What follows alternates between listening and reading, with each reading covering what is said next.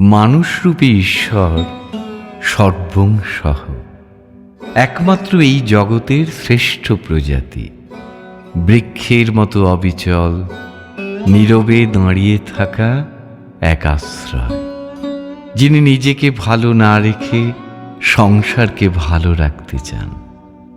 তিনি মানুষ রূপে ঈশ্বর, অভিমানহীন বিশাল আকাশ তিনি।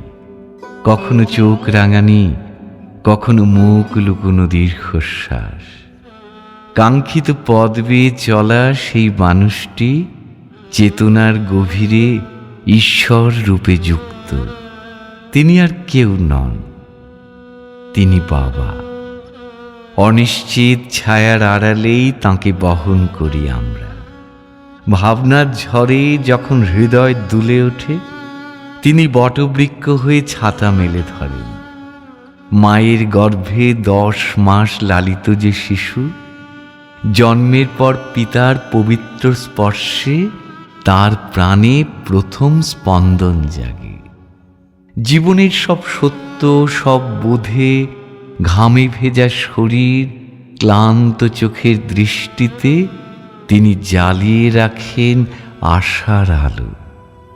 সংসার নামক যন্ত্রের পেঁচালো পথে নিজের মেরুদণ্ড সোজা রেখে সকলকে শুধু বলেন, আমি আছি, ভেঙে পড়িস না। সেলুলয়েডের রঙিন নায়ক না হয়েও তিনি সেই পুরুষ যিনি সংসার ধারণ ও বহনের একমাত্র হিরো। বাবা মানে মুশকিল আসান, বাবা মানে রোগহীন রক্ত মাংসের মানুষ, বাবা মানে বেদনা লুকোনো এক নীরব শরীর।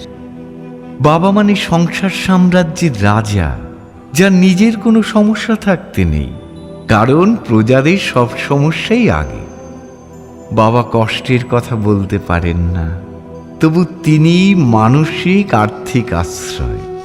শত শাসনের আড়ালে এক নিঃস্বার্থ ভালোবাসা, যিনি নিজেকে ভালো না রেখে সংসারকে ভালো রাখতে চান। তিনি মানুষ রূপে ঈশ্বর, তিনি বাবা।